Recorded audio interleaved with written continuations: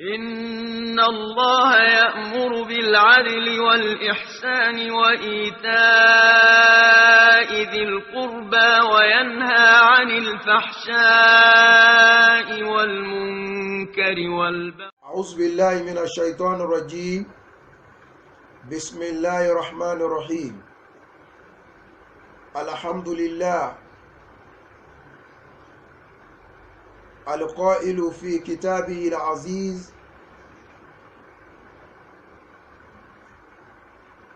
إن الدين عند الله الإسلام.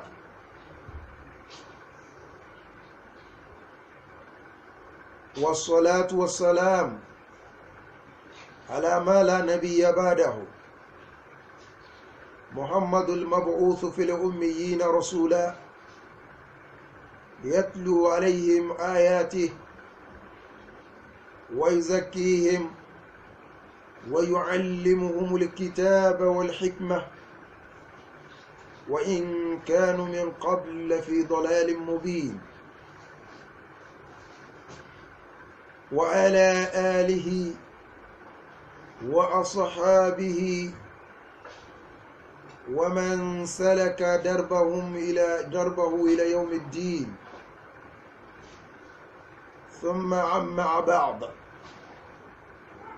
ọpẹ́ ni fún Ọlọ́run ọba tó sọ wípé in tó ń jẹ́ ẹ̀sìn lọ́dọ̀ Ọlọ́run ọba ó náà ní Islam, kò sí ẹ̀sìn mímọ́. ìkẹ́ ìgẹ̀ kó máa bá Ànábì Muhammad, ẹni tá a gbé dìde láàrin àwọn aláìmọ̀kan. a ní kó máa lọ kọ́ wọn, ó sì máa ṣàlàyé ọ̀rọ̀ Ọlọ́run, kó máa fọ́ ìrírí ọkàn wọn mọ́. bó tiẹ̀ wulẹ̀ já sí ní pé wọ́n ti ń bẹ nínú àìmọ̀kan wọn tẹ́lẹ̀. kó máa bá wọn ará ilé Ànábì, àwọn sàhábà rẹ̀, ó dẹ̀ máa bá gbogbo ẹni tó bá tẹ̀lé ọ̀nà Ànábì náà títí di ọjọ́ al-Qiyama. Àmín. Lẹ́yìn yìí,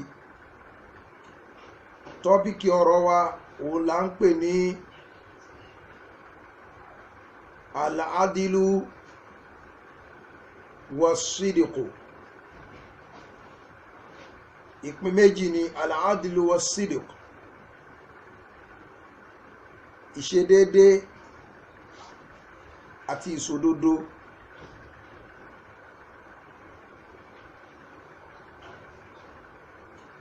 ẹ̀rí àǹfààní tọ́pìkì tí a sọ yìí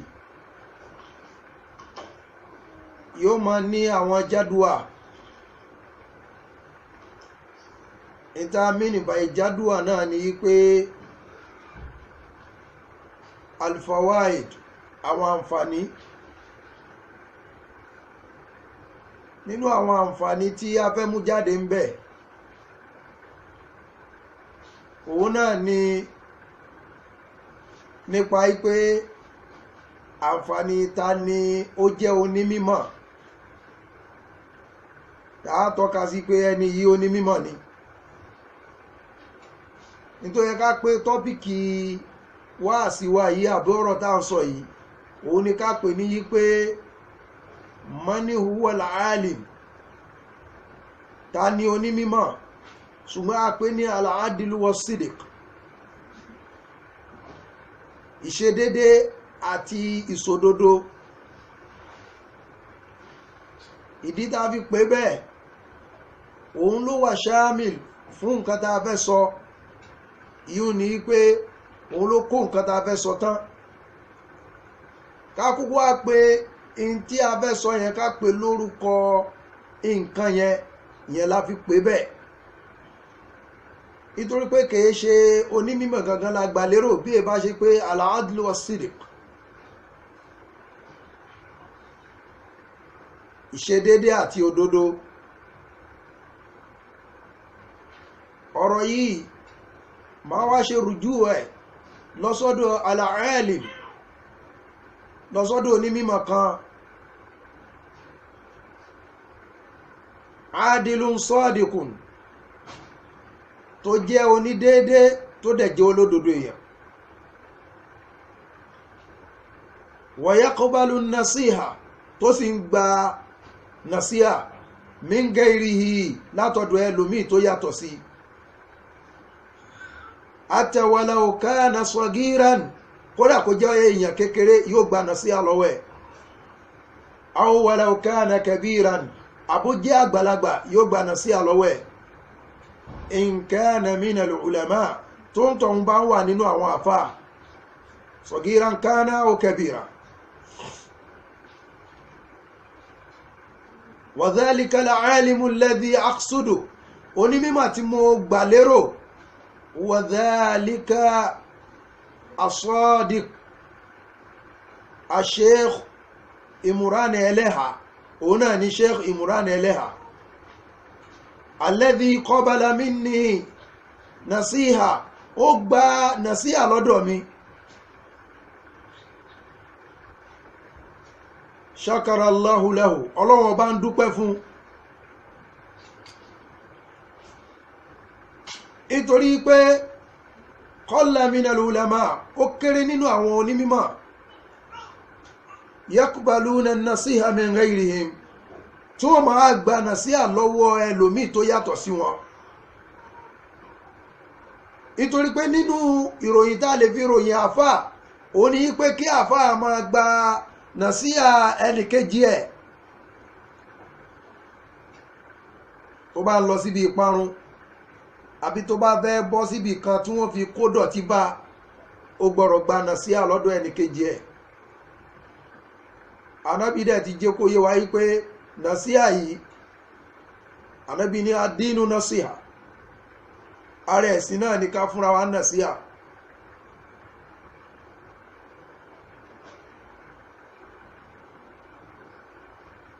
wáàsí ṣíṣe dẹ̀kẹ̀rẹ́ àfáà nìkan kọ́ ló máa ṣe wáàsí fún yàn, àwọn àfáà sáfáà náà tún máa ṣe wáàsí fúnra wọn.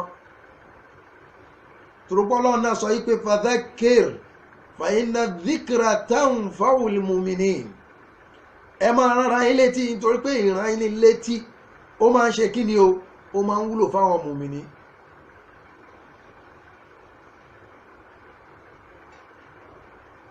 ẹ wá wo Ànábì wa Muhammad qabla al-haqqa min ash-shaytan, Ànábì gbòdodo látọ̀dọ̀ shaytan bi qira'atina ayatul kursi, pẹ̀lú wípé kó máa ka ayatul kursi, wípé èṣù kan ò ní lè mú Ànábì, èṣù kan ò ní lè mú àwọn umma Ànábì. hadha dalilun على أن قارئ آية الكرسي قبل نومه لا يمسه الجن ولا شر ولا سقم ولا وباء. eléyìí ni tọ́ka lórí pé ẹni tó bá ka Ayatul Kursiyu tó ní Allahu la ilaha illa huwal hayyul qayyum débi tó dé qabla nawmihi, síwájú kó tó sùn, àlìjànú ò ní gbámú, ìyá àjẹ́ kan ò ní súnmọ́, oṣó kan ò ní súnmọ́, aburú kan ò ní kàn títí tí ó èjì. wa dalilun ala anna man qara ayatul kursi, ó tún jẹ́ ìtọ́ka pé fún ẹni tó bá ka ayatul kursi qabla khuruji minal bayt, síwájú kó tó jáde kúrò nínú ilé, la yamussuhu sharru, aburú kan ò ní kàn.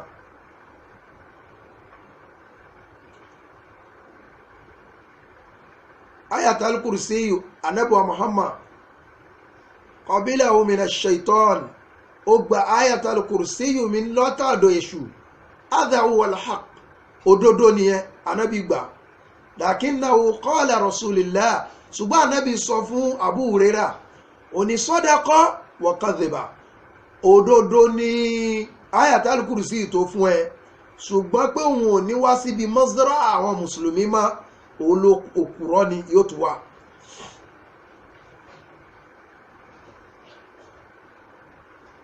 Sheikh Imran Eleha kí ọlọ́run kó bá wa ṣọ́ kó bá wa fún lẹ́mìí gígùn àtàláfíà. ìnáwó onímímọ́ olódodo ni tó dẹ̀ jẹ́ ẹni tó ṣe déédé. èmi jẹ́ kan nínú ẹni tí ó pè wọ́n ṣàkíyèsí bó ti ẹ̀wùlẹ̀ já sí ní pé àwọn míì lè máa ti pè wọ́n sí àkíyèsí o ṣùgbọ́n èmi mọ́ra mi mo jẹ́ kan nínú àwọn tó pè wọ́n ṣàkíyèsí pé tọ̀ ibo la fi amanatul ilmiya sí tá a máa ṣe tashji'u arákùnrin yìí pé kó máa ṣe wáàsí láyà ń bọ́gì oní mustawa kankan tí ó yẹ máa ṣe báwọn èèyàn sọ̀rọ̀ ọlọ́run in tá a tún fẹ́ dálẹ̀ sọ́run wa yóò tún wá ju ti àwọn tí à ń gbógun tì í lọ. aláti mọ the way bá ṣe máa padà gbógun ti àwọn arábí pé kó má lóun tẹ̀yẹ̀pẹ̀ kó má lóun ríran bẹ́ẹ̀ wàláhì orí nǹkankan wàláhì orí nǹkankan. a ní gbogbo aládẹ máa burú tó wà nídìí pé ká jókòó ìjókòó ṣáwọ́zà nítorí pé mi ò ní pèlí jálàbí gbogbo èèyàn ló lè ṣe jálàbí àmọ́ ṣáwọ́zà òun náà ni iṣẹ́ babaláwo wàdájàl ká sì máa parọ́. ó máa lóun rí nǹkan nínú omi orí nǹkan nínú glass orí nǹkan nínú yẹ̀pẹ̀. ànábì wa Muhammad sọ yìí pé kadhabal munajimuna wala sadaqu òkúrọ́ nìyí. ànábì tún jẹ́ kó yé wa yìí pé man ata arrafa ẹni tó bá lọ bá yẹ̀mí wò ànábì ní faqad ashraka billah ibomi ó ní faqad ashraka bima unzila ala rasul ala Muhammadin. òun tó ti ṣẹbọ sọ́lọ̀ òun tó ti ṣẹbọ sí ìta àsọ̀kalẹ̀ fún ànábì wa Muhammad sallallahu. faqad allamana rabbuna ọlọ́run ọba wa ó ti kọ́ wa lẹ́kọ̀ọ́ ó ní id'uni astajib lakum ẹ máa pè mí máa dá yín lóhùn fa inni mujibu da'wata da'i èmi máa ń dáhùn pèpè ẹni tó bá pè mí pẹ̀lú sharit falyastajibu li kẹ́yìn náà dé èmi ọlọ́run ọba lóhùn kẹ́sì ní ìpayà mi kẹ́sì ní ìgbàgbọ́ sí mi máa dá yín lóhùn. ó pọ̀ nínú hadith tọ́lọ́n sọ yí pé ọlọ́run ní àìnú hadith pé wọ́n sọ pé ànábì wa Muhammad yanzilu ila pé ànábì sọ yí pé ọlọ́run yanzilu ila samahi dunya yí pé ọlọ́run sọ̀kalẹ̀ sí sámà ayé yóò sì máa pè yín tálẹ́ni tó fẹ́ tọrọ àforíjì tálẹ́ni tó ń wówó tálẹ́ni tó ń wọ́lá tálẹ́ni tó ń wọ́mọ tálẹ́ni tó ń wáyàwó tálẹ́ni tó ń wọ́kọ tálẹ́ni tó fẹ́ kọ́lé tálẹ́ni tó fẹ́ ralẹ̀ tálẹ́ni tó fẹ́ ra fíríjì tálẹ́ni tó fẹ́ gbogbo tí ó ń kálukú bá fẹ́ ṣe wọ́n ní ọlọ́wọ́n bá sọ̀kalẹ̀ sí sánmà ayé fi nisfu minal layl ní ìdajì òru èyí tí wọ́n fi ń sùn yẹn ó làwọn kan fi ń pe ọlọ́run.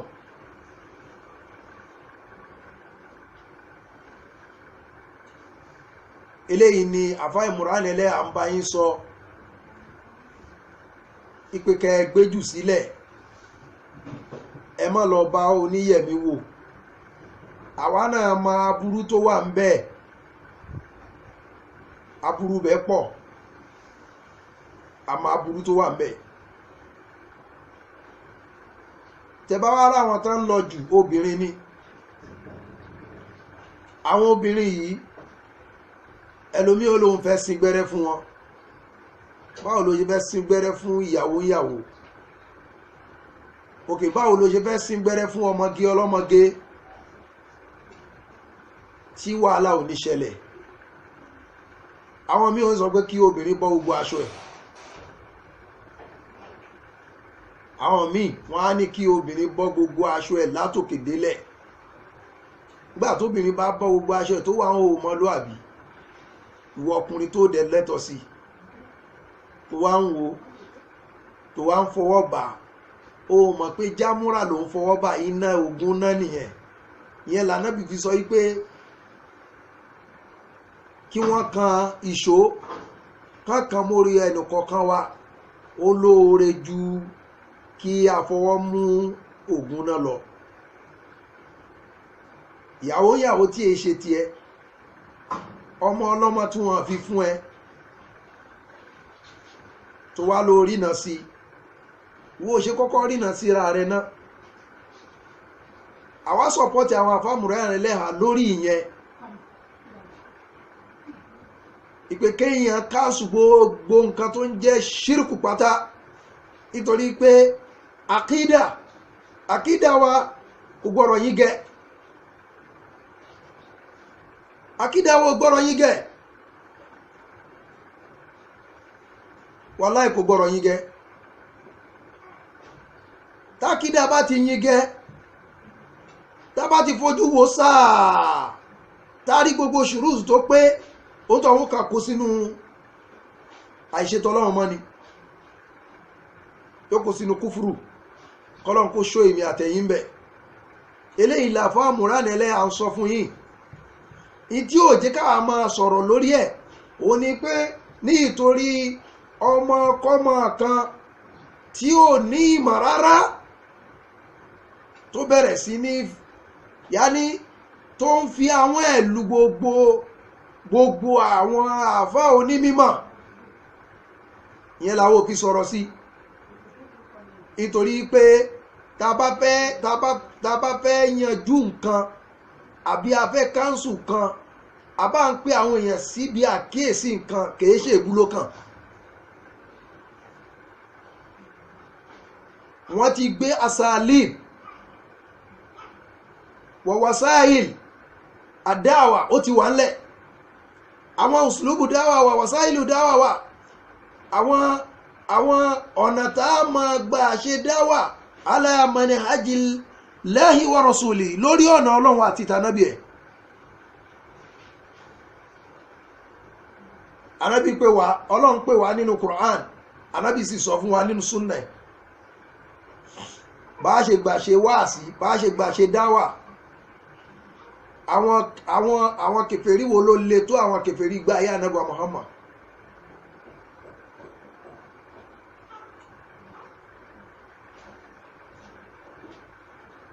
inú mi wá dùn púpọ̀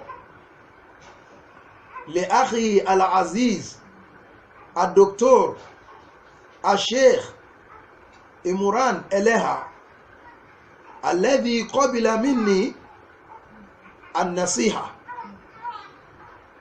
mo gbọ́ mọ́kítà àwọn láàríf mi ìmọ̀dé tìjọ tán ṣe tí wọ́n ti ń sọ̀rọ̀ nípa amanatul ilmiya. inú mi dùn púpọ̀ lórí àwọn nǹkan tí mo gbọ́ yẹn. ọ̀tọ̀ ní masailu far'iyya fi din, ọ̀tọ̀ ní ọ̀rọ̀ ẹlẹ́tútú nínú ẹ̀sìn. èèyàn lè ní màwákìfù ẹ̀ kó yàtọ̀tọ̀. nǹkan mi èmi àti àfáàmúránilẹ́ àlèmọ́ papọ̀ ń bẹ̀, nǹkan mi àdẹ̀lẹ̀ papọ̀ ń bẹ̀. àmọ́rọ̀ àkídà, èyí fọ̀rọ̀ àkídà ṣeré o. àlà àkídà asludin, àkídà gangan ní ìpìlẹ̀ ẹ̀sìn. òun gẹ́gẹ́ ló gbé ìsìláàmù dúró. tákídà wá bá ti yẹ, ìsìláàmù wá yẹ nìyẹn o.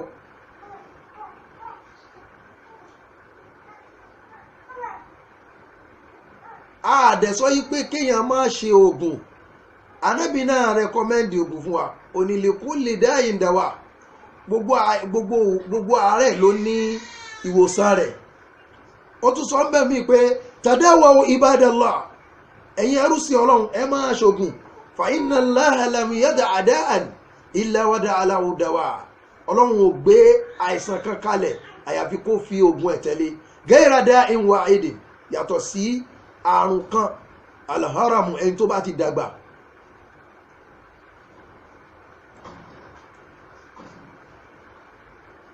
ẹ̀rí báyìí, eléyìí ni qadiyatul islamiyya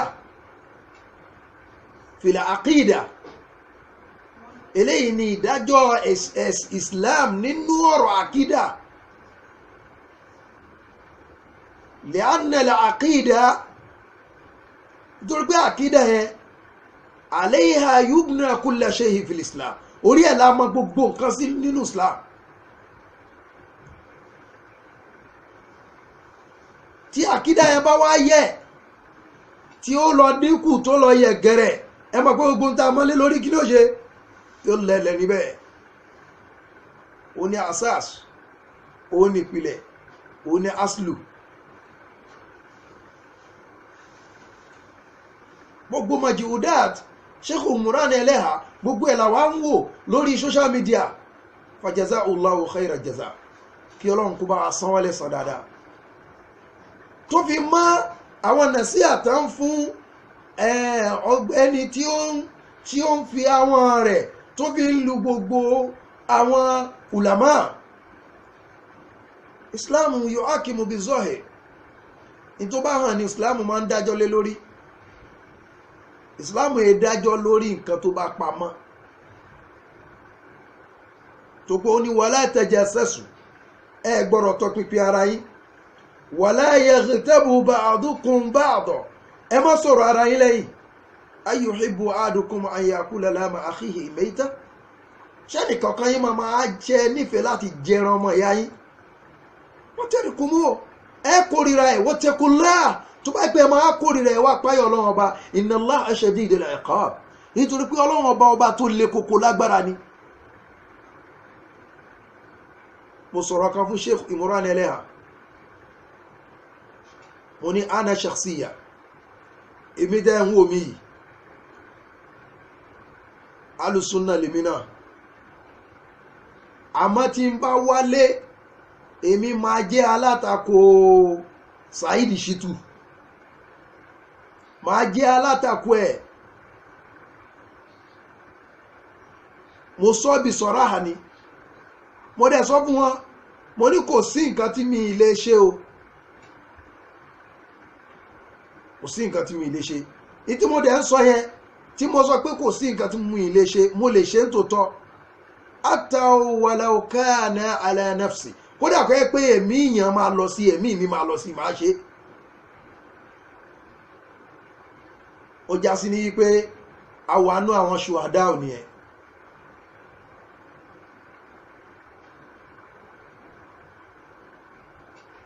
nítorí pé tábàlà ń tẹ̀lé súnà, ẹ̀yin náà máa wo orú àwọn ọ̀rọ̀ tó sọ lórí àwọn mọ́tà ẹ̀kan tí wọ́n tó ní wọ́n ti sọ pé kó máa bú àwọn kìnnì kan mọ́, kó máa bú àwọn nǹkan kan mọ́, kó máa ṣe kìnnì obìnrin tó ṣí kìnnì kan lẹ̀, lẹ́nu àfáà nírú ẹ̀ jáde. àbí ìyàní dhalika al-alimu mahmur, ṣé àfáà ọmọtí ni? àwọn sakran yà, anta sakran, ọmọtí ni ẹni.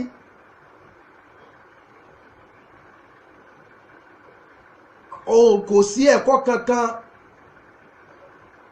Ànábì ní adabani rabbi fa ahsana ta'dibi, ọlọ́run kọ́ mi ní ẹ̀kọ́, ó dẹ̀ ṣe ìkọ́ mi lẹ́kọ̀ọ́ yẹn, ó ṣe dáadáa.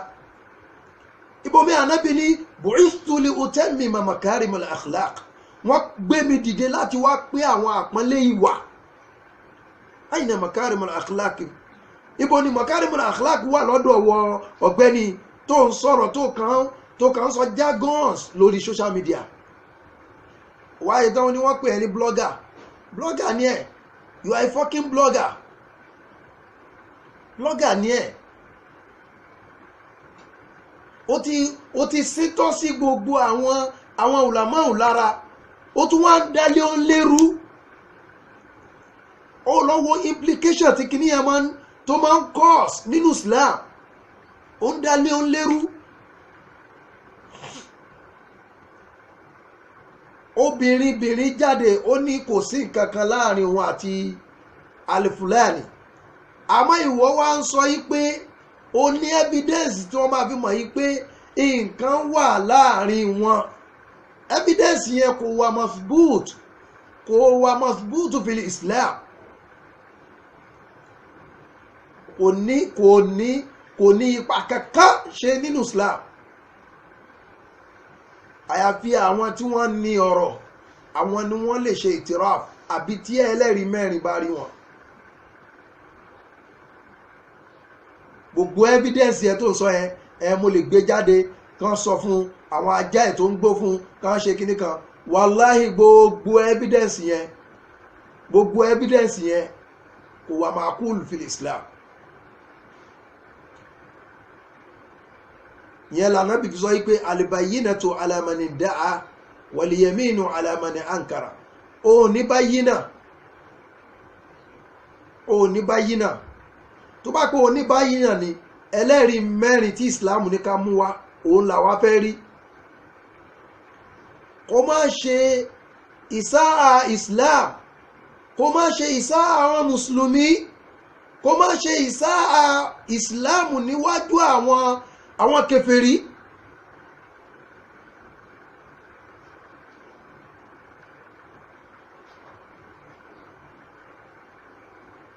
ẹ̀rí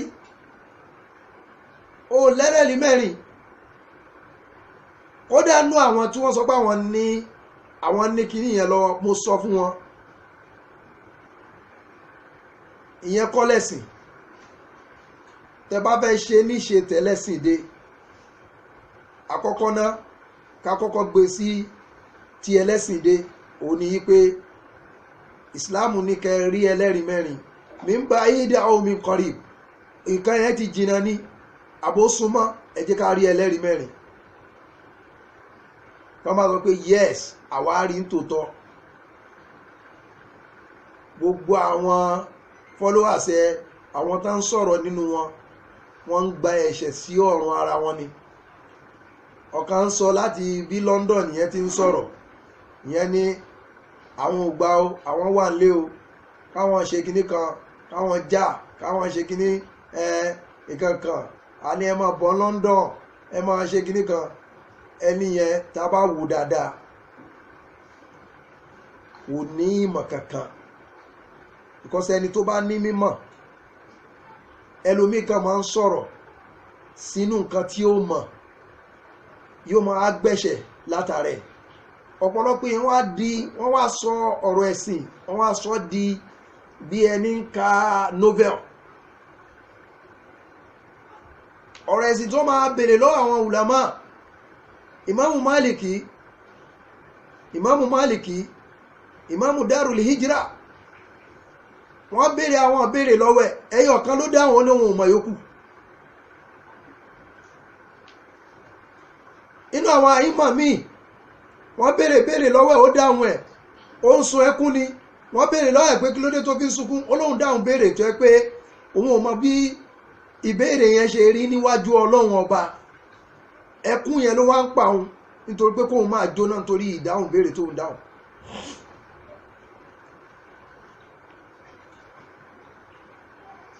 Saidi ó máa béèrè lọ́wọ́ yín, ẹ̀yin náà máa wá ẹ máa sọ nǹkan tí ẹnu yín bá. Ànábì ní wàlá tẹ́kùnù ìmọ̀ èyí ò gbọ́dọ̀ jẹ́ pé mo wà with somebody.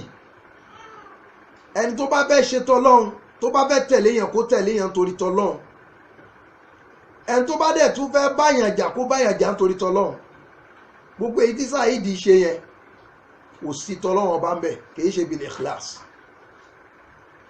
tó bá fẹ́ kí a sọ fóun bí iṣẹ́ rẹ̀ ṣe wọ ikhlas, kó kọ́kọ́ lọ wá ìmọ̀, kó wá ìmọ̀ sám. Ọlọ́run wá fi mọ́lẹ̀ hàn, látara mọ́lẹ̀ ni ó ti wá máa sọ̀rọ̀. ẹ rí pé ọ̀rọ̀ tí ó máa sọ yóò wà reasonable. gbogbo ọ̀rọ̀ tó ń sọ yẹn ọ̀rọ̀ àwọn jahil òun ló ń sọ, nítorí pé kò mọ̀ kan. mo rí mọ́kítà ẹ̀ kan, ó fẹ́ ka súnmú búkúmú umuyun, ó ní súnmú umuyun. ṣé alukur'an náà ló ń kà ló fi ń ṣeré bẹ́ẹ̀? rubba qari'il qur'an wal qur'anu yal'anu. mélòó ẹ àwọn tó ń ka qur'an tí qur'an ń ṣe pèlè wọn. ọ̀tọ̀ lẹ́ni tí tó bá pé ó wà ní ààlà méjì ni o, tó bá wà ní ipò pé bóyá ó ń kọ́ qur'an kà, ó ń kọ́ kà, qur'an ò ní ṣe pèlè. tó bá wàyàtàtà àtà àfìlẹ̀kìráà tí ó ń ká lòlò nínú kìráà tí ò rí ka dáadáa.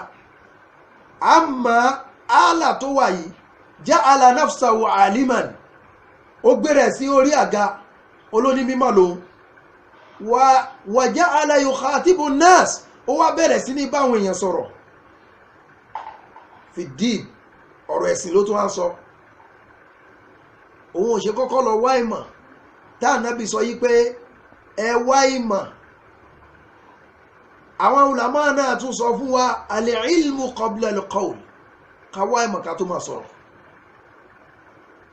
lákín ẹ wo ọ̀pọ̀lọpọ̀ àwọn shabab tán láwọn wà nínú al-sunna wal-jamaa ọ̀pọ̀lọpọ̀ wọn tẹ́ bá wò wọn dáadáa kò sí ìmọ̀ kankan wọn ní ìmọ̀ ṣùgbọ́n nítorí pé àníyàn ẹlòmíì àníyàn pé kó hàn káwọn èèyàn mọ̀ ẹlòmíì àníyàn pé kó tara ẹ̀ jẹ́ nǹkan láyé téèyàn bá dẹ̀ torí gbogbo nǹkan bẹ́ẹ̀ yẹn kọ́ ìmọ̀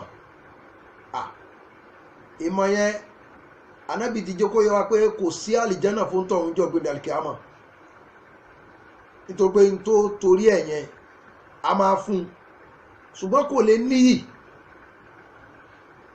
ìtò dẹ̀ fi tó ń kóyì bá onímọ̀ ní pé kó ní mímọ̀ ní ìtorí pé ó fẹ́ fi tọ́ àwọn èèyàn sọ́nà ó fẹ́ fi tọ́ àwọn èèyàn sọ́nà kó má torí ayé tó bá ti láníyàn pé mo fẹ́ tọ́ àwọn èèyàn sọ́nà àti bẹ́ẹ̀ ọlọ́run máa kẹ́ ẹ ọlọ́run máa kẹ́ ẹ ọ̀pọ̀lọpọ̀ àwọn tẹ́ wá ń wò yẹn ìmíì ó lọ́dún kan ní ilé kéwú ó sáré ó kánjú ọlá àwọn míì wá síbí ìlú tèmi wà yà àwọn míì wá wọn lò ju ọdún méjì lọ ọdún méjì yẹn dẹ̀rí bí kéèyàn máa kọ́ alif bá tá àwọn tó yẹ pé ìwé ni wọ́n kà tẹ́lẹ̀ kìí ṣe pé wọ́n mọ kéwú wọn kéwú Nàìjíríà wọ́n sì wá lu iye òótọ́ pọ̀ bẹ́ẹ̀ tá a sì ń bá wọn sọ̀rọ̀ pé ẹ múra sí kéwú ni ẹ lọ kéwú tẹ́ bá parí eléyìí tẹ́ ń ṣe yìí tẹ́ bá parí eléyìí tẹ́ ń ṣe yìí ẹ wọ yunifásitì kẹ́ ẹ máa kẹ́kọ̀ọ́ lọ. fídíò yìí ti dúró náà kò dúró ó sì ń ṣe lọ. tọ́ì ẹ jẹ́ ká máa bẹ̀rù Ọlọ́run.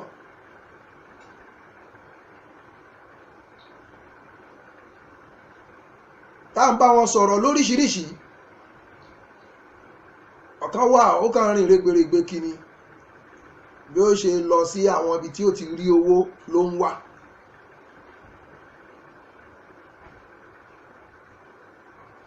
mo sì máa ń bájà dá ìmọ̀ pé kí ni gbogbo ranù tẹ́ ẹ̀ ń bá káàkiri tẹ́ kàn ń fẹsẹ̀ palẹ̀ káàkiri tẹ́ ẹ̀ bá rí nǹkan ṣe ẹ padà sílé. èyí ẹ̀kọ́ ẹ̀ jókòó tì ẹ wá lẹ́ ń tẹ́tíra káàkiri ẹ̀ ń tẹ́tíra káàkiri ẹ̀ ń tẹ́tíra káàkiri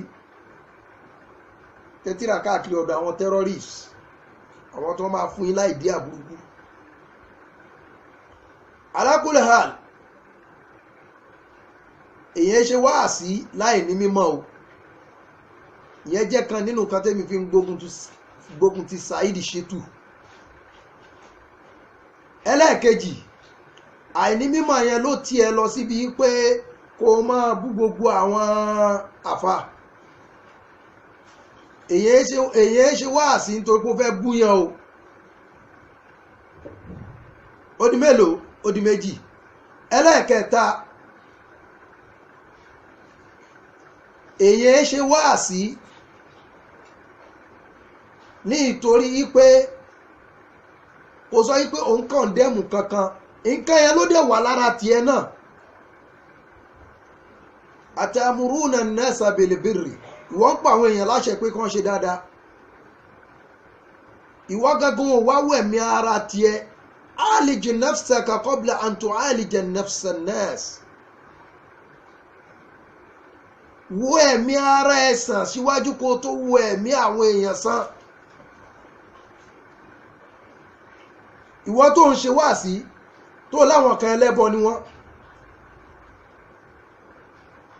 ẹni tó wà pẹ̀lú ẹ tó jẹ́ Sunday Igboho sóhun ò kì í ṣe ẹlẹ́bọ ó máa ń sọ fún ẹ ó lè rí onímímọ̀ kan tó jẹ́ onímímọ̀ gidi kó máa wá tẹ̀lé ẹni tó jẹ́ ẹlẹ́bọ̀kí kódà kó jẹ́ Christian, ẹ̀sìn ò ní ká bá wọn jà, ẹ̀sìn ní ká ṣe dáadáa sí wọn ni.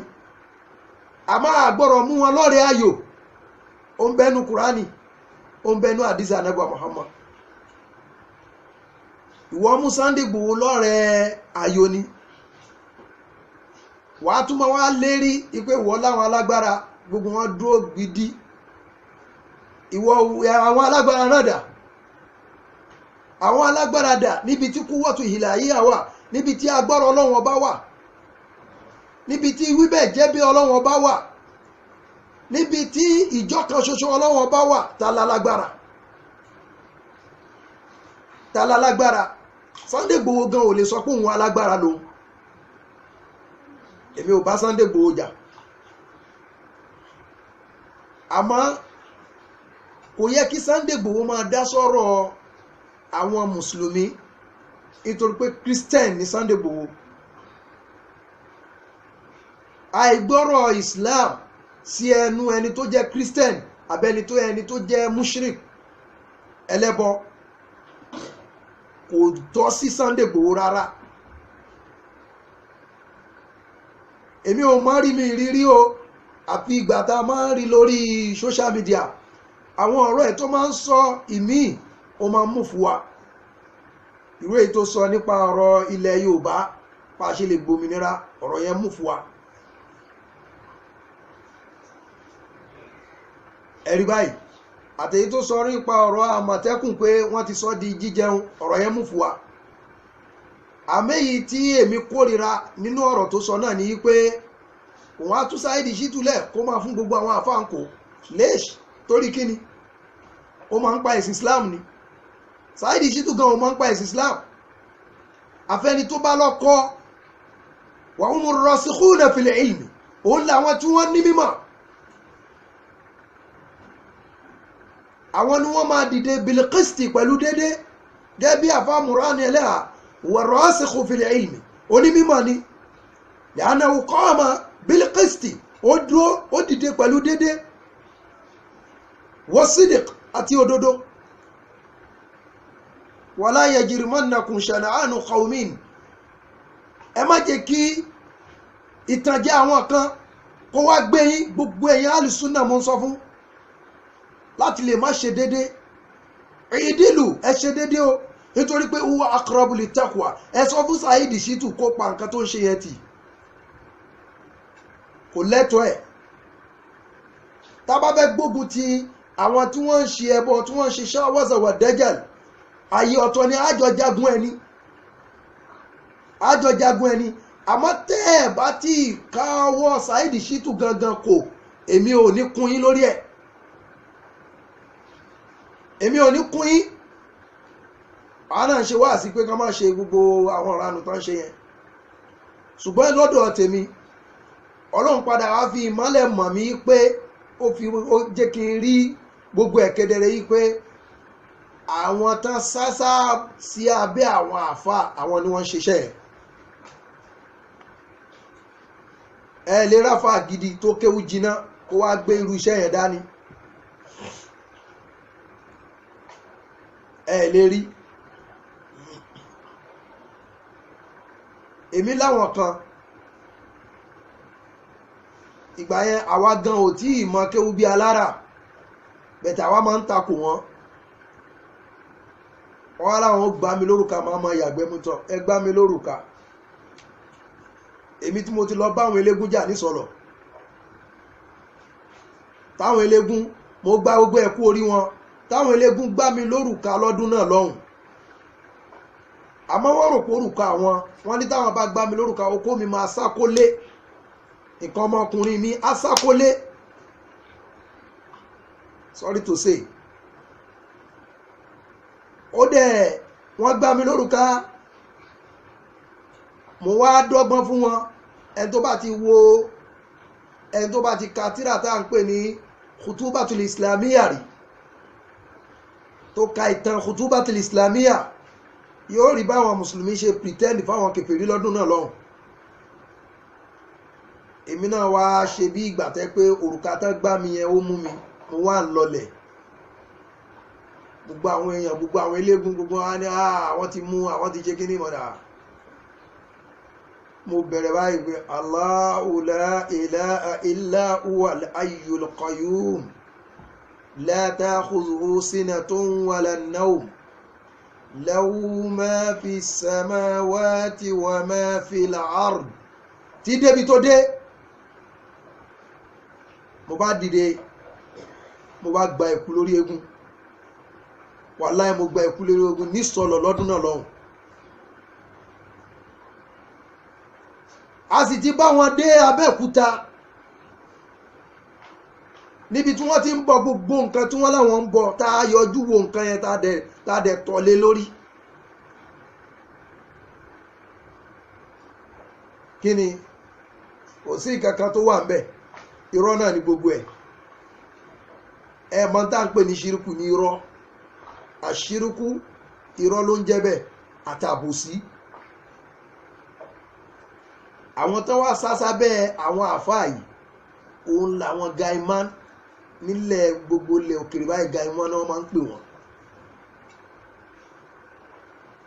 gaiman nítorí pé táwọn ń wá kiri ní owó inú wọn wá síbí tí wọ́n padà mú pé ṣáwázà ni àfáà làwa máa ń pè tá a bá lọ sí kóòtù nítorí jẹ́ kójú wàhálà ni pé kóòtù láti rí tán wọ́n ní ó ka súratul fatiha nìkan alhamdulillahi rabbil alamin arrahmanir rahim ó nìkan ni wọ́n ní kó kà wà ajaza anil qira'a ó dẹ̀ lè ka. wa qala al-qadi ẹni tó ń dá jọ́njọ́ náà lọ́wọ́ aṣọ yìí pé àṣebó ní mímọ̀ ló pé rẹ̀ lè ajasta anil qira'a súratul fatiha kí lè tó fi lè ka suratul fatiha nìkan léṣ kò lè ka wa hukima alayhi bil idam wọ́n wá nìkan lọ gé orí ẹ̀ li annahu sahir wọ́n ní kìí ṣàfà ipò pìdán ni. a máa ń torí yí pé ìjẹ́ mùsùlùmí àti ìjẹ́ ọmọ ìlú a ṣe àánú ẹ̀ a dìde lórí ọ̀rọ̀ ẹ̀ a lọ sẹ́ńbásì a dìde a lọ bá àwọn mashayikh nílùú yìí tí wọ́n máa tí wọ́n lè fi tí wọ́n fi ní ṣe wọ́n fi ní nàfàzà amúrukọ́dí wọ́n ṣe wá sọ wípé ká lọ kọ istirham a kọ istirham a ṣe wá mú lọ sí mákàmà ṣe wá wò èmi ni mo náwó bẹ̀ tó sì lóhun máa fún mi lówó mi tèmi kò fún mi.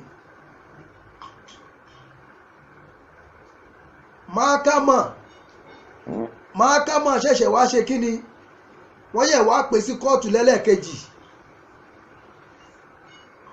wọ́n wá jẹ níyà wọ́n á ní kó san fáìn wọ́n dẹ̀ gbé kó Sudan.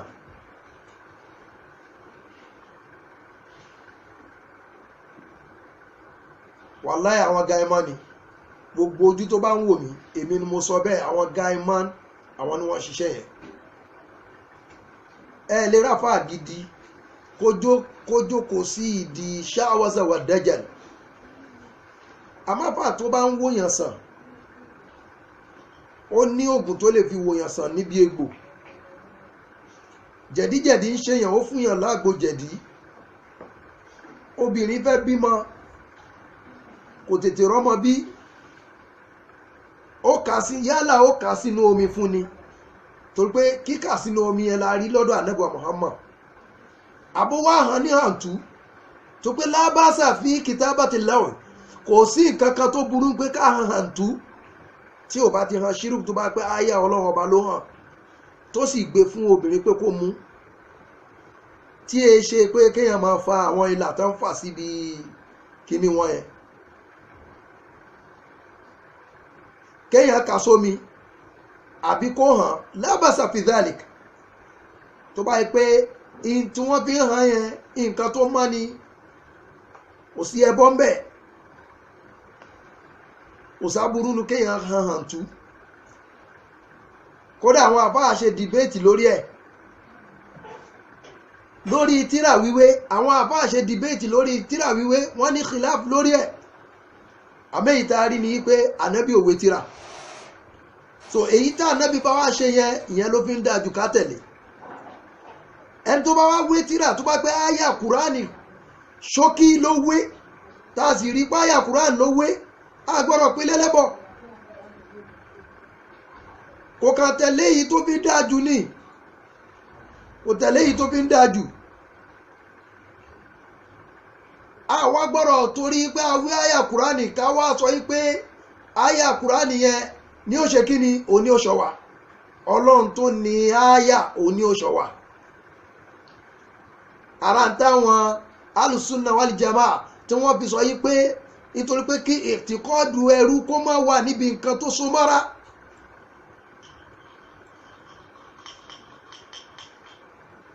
ẹni tó gbé kùrán odidi kùrán dání náà tó fi sínú báàgì ẹ̀ ẹlòmínà máa ń nírú ìtìkọ́dù bẹ́ẹ̀ ipe kùránì tó ń gbé yìí kò ní jẹ́ kó ń la accident kì í ṣe ẹni tó wé tírà nìkan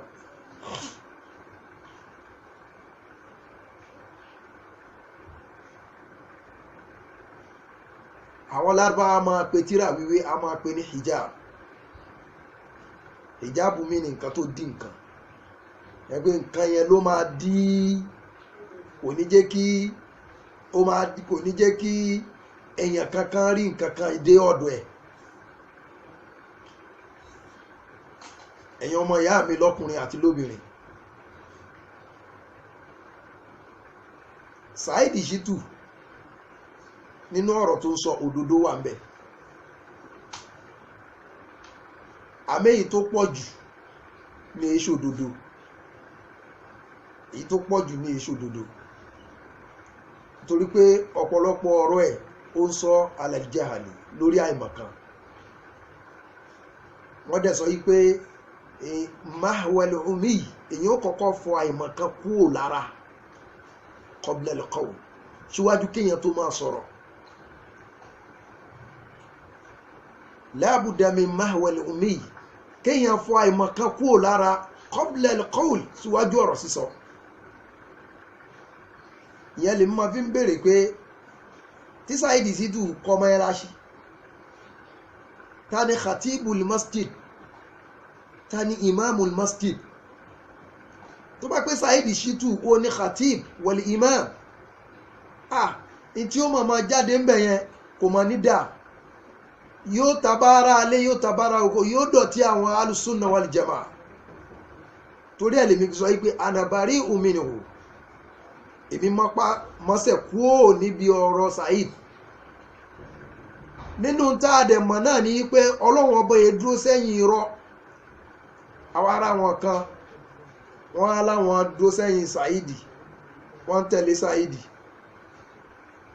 kí ọlọ́run kó foríjì gbogbo wa inú tèmi dùn púpọ̀ fún àwọn ọmọràn tí àwọn àfáà Imran Eleha fún wọn tí ó tún ń ṣépèlé wọn tó ń sọ̀rọ̀ sí wọn ẹni tí ò ní bíbí òun ló máa ń ṣe bẹ́ẹ̀ kí ọlọ́run kó bá foríjì òun náà àwọn Sheikh Imran Eleha àti àfáwà Akéwùgbà Gold kí ọlọ́run ọba kó jẹ́ kí a rí gbogbo yín kọ́lọ́run jẹ́ ká rí yín pẹ́ ẹ máa wo Saheed bí ọlọ́run ọba ṣe rán nìyẹn àmọ́ èmi ń sọ fún yín pé láìpẹ́ láì jìnnà ádàbù Saheed ó yàtọ̀ sí ádàbù tiyín ni pé báwo ni àwọn ọmọ ṣe mọ̀nà ádàbù Saheed ni pé báwo la ṣe pa àwọn ọmọ báwo la ṣe máa pa wọ́n báwo la ṣe máa dẹ̀jẹ̀ wọn sílẹ̀ ẹ má jẹ́ kí Saheed fi ìdọ̀tí tiẹ̀ ẹ má jẹ́ kó fi ra yín lára ẹni yìí ní ẹni mùsùtámà ní ọlọ́run má ṣe yín lẹ́ni ẹ̀yìn ọlọ́run má ṣe yín lẹ́ni ìbàjẹ́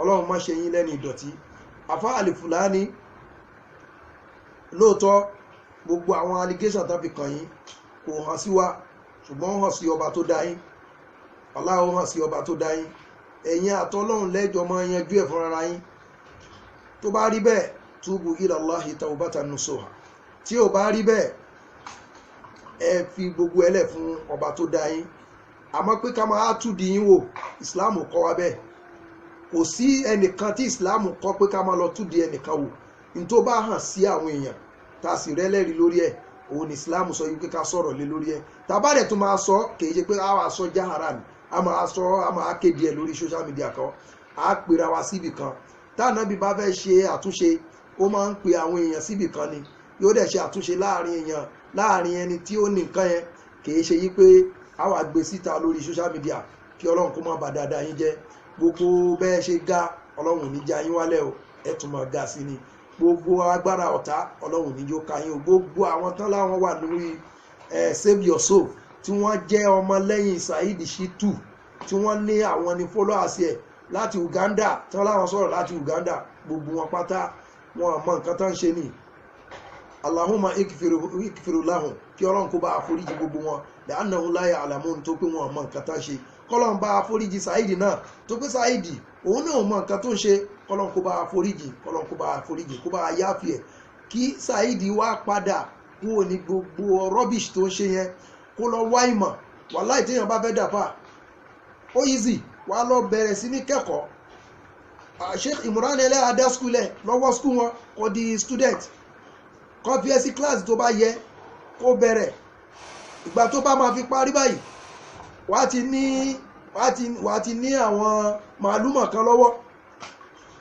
wà á dẹ̀ tún tẹ̀síwájú kẹ́yẹ pé ẹ̀kọ́ sánáwí ò tó wá tó nítorí pé qillatul ilmi sammu àbọ̀ ìmọ̀ ìwọ ni o ìwọ kí là ń pè ní wọn náà ni maut wal jahl ó máa ń jẹ́ kéèyàn padà parun ni pé láti bí àìmọ̀ kan èyàn wà bọ́ sí kò parun ọlọ́run dẹ̀ sọ yí pé ẹ má para yín run o ọlọ́run ní ẹ má fi ọwọ́ ara yín ẹ má fi para yín run gbogbo àwọn ọ̀rọ̀ tó ń sọ kìnnì kan alágbára ní oní kìnnì kan ní oníkùnmọ̀ ní ẹnìbọn ẹnigbá ẹni gbogbo ẹ̀ gbogbo àwọn nǹkan tó ń sọ pátá hukuma ń kọ́lẹ̀ o ìjọba ń kọ́ tusajjalu indal hukuma ó wà lákọọ́lẹ̀ lọ́dọ̀ ìjọba dẹ̀ àwọn tí wọ́n ń gbọ́rọ̀ fún gbogbo ẹ̀ ni wọ́n ń gbọ́ kò lọ ṣọ́rẹ̀ kò sẹ́nì kankan tó ń rokúrò ẹ̀ ẹnìkan ò sì lè pẹ́ tí àsìkò òkú ẹ̀ ò bá ti tó lọ ṣọ́ra rẹ̀ gidi má jẹ́ káwọn èèyàn má jẹ́ kí wọ́n pè ẹ́ lórúkọ tí àwọn òbí ẹ̀ ò sọ ẹ́ má jẹ́ kán sọ ẹ́ di terrorist àwọn ulama alùsùnà wàlìjàmá àwọn kọtíra lórí ọ̀rọ̀ terrorist rẹpẹtẹ wọ́n ní kò sí yẹn nínú alùsùnà wàlìjàmá ẹ má bà á jẹ́ ẹ má bà alùsùnà wàlìjàmá jẹ́ Saheed ẹ ṣọ́ra yín ẹ má fún Islam lórúkọ tí ò dáa ẹ má fún Islam lórúkọ àmásà ò ní àmásà tó àwọn àbáta ń kọtíra ò ní àmásà tó àfá Imran Eleha ò ní àmásà tó àfá Akéwùgbà Gold ò ní àmásà tó àwọn àfá Zakirullah Shafi'i ò ní àmásà tó èmi tí mò ń sọ̀rọ̀ yìí àmásà wo ni wọ́n ní tó bá lámásà ni wà kọ́kọ́ lọ wá ìmọ̀ èmi wá ìmọ̀ ni tó bá mọ iye ọdún tí mo ti wà nídìí ìmọ̀ hamasa gidi ni mo ní sí ọ̀rọ̀ ẹ̀sìn nítorí ẹ̀sìn kí n tó sọ pé nítorí pé mo á kọ́ ìmọ̀ kí n fẹ́ lówó no mo torí ẹ̀ pé kí n lè fi tọ́ àwọn èèyàn sọ́nà ni Kùránì sọ ó ní kó máa bẹ nínú yín àwọn ọjọ́ kan tí wọ́n jáde lọ láti lọ wá ìmọ̀ wọ́n á padà sọ́dọ̀ àwọn èèyàn wọn máa bá wọn sọ̀rọ̀ Ọlọ́run èwo ni wọ́n ṣe nú ẹ̀ tó wá lo lámọ́sà nínú ẹ̀sìn eléyìí mo ṣe láti fi bá àwọn èèyàn wa sọ̀rọ̀ kí wọ́n mọ̀ yí pé àfáà wa Imran Eleha bari'un minhu bàbá yẹn mọ́sẹ̀ kúrò lọ́dọ̀ Saheed Shittu tó pé ìjọ tó bá ṣẹlẹ̀ kò sí nǹkan kan tẹ́nìkan lè ṣe fún Imran Eleha o èmi ò dó lẹ́yìn rẹ̀ ni màá dó lẹ́yìn rẹ̀ ni mi ì sí ní yẹ kò gbò lẹ́yìn ẹ̀ àmọ́ tó ń bá yín sọ ẹ̀rí ipò ń bá yín sọ ó dẹ̀ tún declare rẹ̀ wọn lè dẹ́kọ̀ àfáà kan kó tún ṣe kíní kó ń sọ̀rọ̀ lórí ọ̀rọ̀ ẹ̀ òun ò ní sọ̀rọ̀ lórí ọ̀rọ̀ ẹ̀ mọ́ wọ́n bá béèrè wọ́n bá ti dẹ́kọ̀ àfáà kan òun nǹkan tán pè ní dáì nìyẹn ìjà pè ní kéye gbogbo yóò ń bẹ̀rù kò bẹ̀rù kú bẹ́ẹ̀ bẹ̀rù kú títí ṣé kò ní kú ni kò bẹ̀rù kú àmọ́ ó ń fi maturity àti làákà ìtànàbí pè wá sí àtọ́lọ́hun ẹ̀ ló fi ń ṣe ẹ̀rí báyìí àmọ́ ẹ jẹ́ káwa náà gbọ́rọ̀ ẹ̀yin èèyàn wa, ẹ jẹ́ ká gbọ́rọ̀ gbogbo àwọn tó sáwọ̀ yín lábẹ́ nínú tasawuf. Àwọn èèyàn pọ̀ tó ń ba tasawuf jẹ́. Tasawuf kò ṣe nǹkan tó bàjẹ́. Àwọn kan ti sáwọ̀ bẹ̀ tí wọ́n bàjẹ́. Ìyẹn ló fi yẹ káwa náà ní majlisul ulama, ká pè ní ayatul ulama, ká mọ ta láàfà, ta ní àlùfáà, ta ní àlùfáà kífà jẹ, ká dára wa yàtọ̀, ká lè má máa ṣe tọ́ àánú ara wa, ká lè má máa sọ̀rọ̀ ara wa lọ́nà tí ò yẹ. Eléyìí nìkan tí mo fẹ́ sọ fún gbogbo ẹ̀yin èèyàn wa, kí Ọlọ́run ọba kó foríjì ẹnì kọ̀ọ̀kan wa, kí Ọlọ́run kó bá wa paná shaitan, kó bá tàn mọ́lẹ̀ sunna Ànábì Muhammad sallam. Àgbọ́yé tí ó ń kálukú wa ní, Ọlọ́run kó jẹ́ dáadáa fún wa. Ẹni tí àgbọ́yé bá kú díẹ̀ káàtó, Ọlọ́run kó bá fi mọ̀nà dáadáa. Ọlọ́run ọba má torí ẹ̀ṣẹ̀ wa má fi jẹ wá ń yà Nàìjíríà. Ọlọ́run la tatruku lana zamba illa ghafarta, má fi ẹ̀ṣẹ̀ kan lẹ̀ fún wa àyàfi kó forí ẹ̀jìn wa. Wàlá hamma ni àwọn nǹkan tí ó ń dùn wá lẹ́mìí illa farajtahu, kí o bá wa yanjú ẹ̀. Wọ́n lọ́ba tó máa ń farajà nǹkan. Ọlọ́run má wá jẹ wá ń yà o, má jẹ wá ń yà pẹ̀lú nǹkan tí àwọn aláìmọ̀kan nù wá ń ṣe. Ọlọ́run má jẹ wá ń yà o, Ọlọ́run má jẹ wá ń yà o, má jẹ wá ń yà o. Ọlọ́run kó wá ṣàánú wa gbogbo àwọn onímọ̀ láti ibi tó ti ṣẹ̀ tó ti pín, èyí tó ti kúnnú wọn, kọ́lọ́run kó bá foríjì wọn. Ẹ̀rí wala tahsabanna alladhina qutilu fi sabilillah. Ẹ má rò pé àwọn tí wọ́n kú sójú ọ̀nà Ọlọ́run ọba yẹn, ẹ má rò yí pé òkú ni wọ́n. Ọlọ́run ní bal ahya'u, alààyè ni wọ́n o, inda rabbihim yurzaqun, a ṣì ń tọ́jú wọn lọ́dọ̀ àwọn Ọlọ́run ọba. So gbogbo àwọn tó wá ti kú yẹn nínú àwọn onímọ̀, Ọlọ́run jọ̀ọ́ bá wa kẹ́ wọn, bá wa tàn mọ́lẹ̀ sínú kábàrí wọn, bá wa jẹ́ kí kùbúrù wọn kó fẹ̀, bá wa gbà wọ́n láyè ń bẹ̀, bá wa ṣe dáadáa fún wọn ń bẹ̀. Ọlọ́run ọba àwọn tó wá ṣẹ́kù náà àwọn onímọ̀ náà, Ọlọ́run ọba jọ̀ọ́ bá wa jẹ́ kí wọ́n pẹ́ fún wa, kí wọ́n gùn lẹ́mìí. Ọlọ́run kó jẹ́ kí dáadáa wọn kó tún máa ṣojú ẹ̀mí wọn. Ọlọ́run má pa wọ́n bá kó má fà rẹ̀ ṣe wọn. Gbogbo àwọn tó wá jẹ́ àwọn àsáwọ̀ nínú àwọn onísúfí ni o, àbú ní àwọn sàlàfíà ni o, torí pé àsáwọ̀ wà nù àwọn náà. Àbáwọn alìsúnà wal jamaa ni o, àsáwọ̀ wà nù àwọn náà. Kí Ọlọ́run ọba, àbáwọn ṣíà gangan, àsáwọ̀ wà nù àwọn ṣíà, tó pé kéye gbogbo ṣíà náà tún ní kèfèrí, kéye gbogbo wọn ní kèfèrí. Gbogbo wọn kọ́ ni wọ́n ń ṣe nǹkan tí ò dáa, gbogbo ẹ̀ ló ní àsáwọ̀. Ọlọ́run kó jọ gbogbo àwọn àsáwọ̀ yẹn, Ọlọ́run kó bá fi wọ́n mọ̀nà o, Ọlọ́run kó bá fi wọ́n mọ̀nà o, Ọlọ́run kó bá jọ kó bá fún wọn sùúrù, kí wọ́n má ba ìsìn yìí jẹ́ fún wa, kí wọ́n má ba ìsìláàmù jẹ́ fún wa. Ẹ̀rọ àwọn kèfèrí táwọn náà wá ń dá sọ́rọ̀ ìsìláàmù. Ọlọ́run tọ́ ìwọ lọ́ba tí ó mọ bó ṣe máa ṣe mọ̀ sí ìrù wọn, gbogbo mọ ó yé ìwọ Ọlọ́run ọba. Sunday Igboho mi mọ́ rí, Ọlọ́run bá wa foríjì, bá wa ṣe dáadáa fún, bá wa sọ di mùsùlùmí òdodo, bá wa sọ Sunday Igboho di mùsùlùmí. Tá bá ní ká máa sọ àwọn nǹkan tí Sunday Igboho náà ṣe gẹ́gẹ́ bí ìyàwó tó fẹ́, kò tọ̀nà nínú Islam. Ó lè fọ́ ọmọ mùsùlùmí sínú ilé kí wọ́n máa dì kó má ṣe mùsùlùmí, kò tọ̀nà. Ṣùgbọ́n a fẹ́ sọ̀rọ̀ lórí ọ̀rọ̀ ẹ̀, wàláhì a fẹ́ sọ, kéye pé bóyá a lè sọ, kò sí nǹkan kan tó lè ṣe fún wa, àmọ́ ó ṣe wá. Àmọ́ ọ̀rọ̀ Ọlọ́run lèmi sọ fún ẹ, ẹni tó fẹ́ sínú ilé tó jẹ́ mùsùlùmí kò tọ̀nà nínú Islam. Níbi àìgbẹ́sìn yé ilẹ̀ Yorùbá nìyẹn, kò tọ̀nà kí mùsùlùmí obìnrin kó lọ fẹ́ ẹni tó jẹ́ Christian, tó gbó kì í ṣe ẹ̀sìn Christian yìí ṣẹ̀sìn. Àbí kí mùsùlùmí ọkùnrin kó wá lọ fẹ́ ẹni tó jẹ́ Christian ní obìnrin tí ó sì gbà Islam. Ẹ̀rí báyìí, àmọ́ kọ́lọ́n kó foríjì wọn náà, ẹni tó fẹ́ náà kọ́lọ́n kó foríjì. Ọlọ́run ò ní gbé ẹ wálẹ̀ o, Ọlọ́run ò ní sọ ẹ́ dẹ nílẹ̀, ẹni òkè náà lọ́lọ́run máa sọ ẹ́ dì. Àmọ́ tó bá fẹ́ gba ráǹkì tó pọ̀ jù níwájú Ọlọ́run, kó yá di mùsùlùmí ló dáa, kó di mùsùlùmí. Gbogbo dáadáa tó ń ṣe yẹn, jẹ́ kí n sọ fún ẹ, ilé ayé ló máa ti gba ẹ̀san o, ilé ayé ló máa ti gbẹ̀sẹ̀. máa ń lérò yìí pé gbogbo dáadáa tó ń ṣe òun fún yàn kan lówó kò sáburú ń bẹ. Kèfèrí lè fún mùsùlùmí nìkan, kèfèrí ó lè fún mùsùlùmí nìkan. Ànábì náà máa ń gba nǹkan lọ́wọ́ àwọn kèfèrí. Ànábì fi gbá kèfèrí ó fi mú mi rí, ó fi mú mi rí, kò sáburú ń bẹ.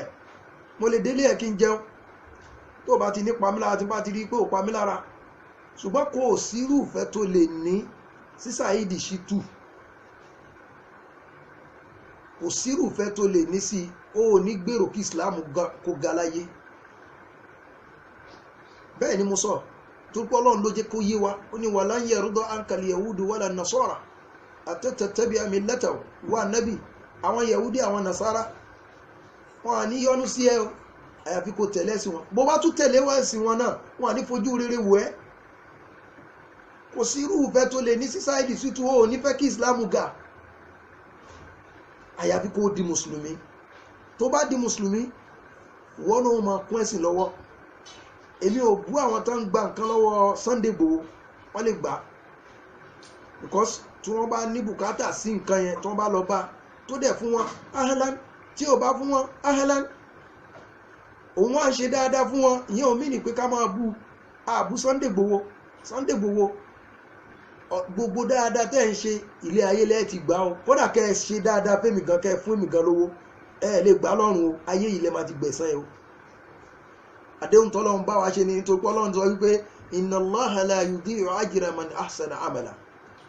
Ọlọ́run ló ń ní ra ẹ̀san ẹnì kankan láre, so kò ra ẹ̀san ẹ̀yin tẹ́ ẹ jẹ́ mùsùlùmí, kò ní ra ẹ̀san yín láre, yóò fún yín láyé. Ṣùgbọ́n mùsùlùmí ni ó gbà láàfún ní mudha'afan, yóò gbà láyé, yóò tún lọ gbà lọ́run. So tẹ́ bá wá fẹ́ gbà lọ́run, àbí kẹ́ yá di mùsùlùmí. Tẹ́ bá fẹ́ kọ́ Ọlọ́run gba iṣẹ́ yín, àbí kẹ́ yá di mùsùlùmí.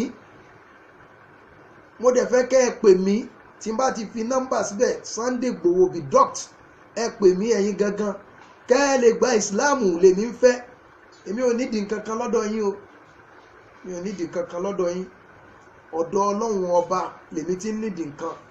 Tọ́lọ́run bá ní àtàrà yín ní ti rí nǹkan náà ahlan, tọ́lọ́run bá níbo mí máa ti rí ahlan, torí Ọlọ́run ló ń ṣe nǹkan fún yàn, kìí ṣẹ̀dá kan. Wàláì kìí ṣẹ̀dá kan, Ọlọ́run ló máa ń ṣe nǹkan fún yàn. Ẹ sì máa mú inú mi dẹ̀ dùn pé kó Saheed níjànú lórí kíní fídíò kan tí mo rí tẹ́ ẹ sọ pé Saheed fìyẹn lẹ̀ Saheed fìyẹn lẹ̀, a má bu àwọn bàbá yẹn mọ́, fi Abba Abdulrasheed Alágbára Omi yẹn náà fi lẹ̀. Ṣé Abba Abdulrasheed Alágbára Omi ṣé kò sọ nǹkan tó takò ẹ̀sìn? Ó sọ, ṣáwà àbù èyí pé tán. Al-ikmalu lillah, al-kamalu lillah. Kò sẹ́nìkan tí ó pé, kò sẹ́ni tá a máa wò díẹ̀ tá a ní bàgbẹ́, kò sẹ́ni tó rìn torí omi àpé tán. Ọlọ́run ló dẹ̀ sọ yí pé gbogbo máàkì lágbà, kàkàn múra ká ṣiṣẹ́ tí ó tẹ, tí dáadáa wọ́n tẹ aburú rì ni. A lè gba gbogbo máàkì Ọlọ́run, a lè gba gbogbo máàkì Ọlọ́run. So torí ìdí ẹ̀, inú mi dùn púpọ̀ wípé ẹ̀ ń bá Saheed sọ̀rọ̀. Ẹ jọ̀ọ́ ẹ tún máa bá a sọ, ẹ máa bá a sọ, ẹ máa bá a sọ. Èmi ò rí nọ́mbà yín ni ìbá ti pè yín, ẹ máa bá a sọ, wàláhì ẹ máa bá a sọ. Kí Ọlọ́run bá kó ṣe dáadáa fún yín, kó pẹ̀lú yín, Ọlọ́run kó ṣàánú yín, gbogbo àwọn ọmọ yín, Ọlọ́run kó sọ wọ́n di èèyàn ńlá, ó wá ṣe wọ́n ní mùsùlùmí òdodo, kó ṣe wọ́n ní mùsùlùmí òdodo, kó ṣe wọ́n ní mùsùlùmí òdodo. Kọ́lọ́run jẹ́ kẹ́ gùn lẹ́mìí, kẹ́ pẹ́ láyé, Kọ́lọ́run jẹ́ kẹ́ gùn lẹ́mìí, kẹ́ pẹ́ láyé. Kọ́lọ́run má ṣe yín lẹ́ni burúkú, dáadáa ní Kọ́lọ́run má bàjẹ́, ní wà kísà fún yàsọ, ní jẹ gbogbo gbẹ̀yìn ẹran. Kọ́lọ́run kó ṣe dáadáa fún yín. Wassalamu alaikum wa rahmatullahi wa barakatuh.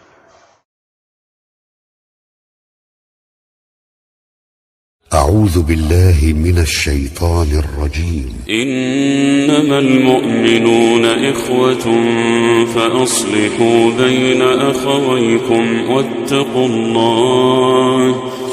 واتقوا الله لعلكم ترحمون. يا أيها الذين آمنوا لا يسخر قوم من قوم عسى أن يكونوا خيرا منهم ولا نساء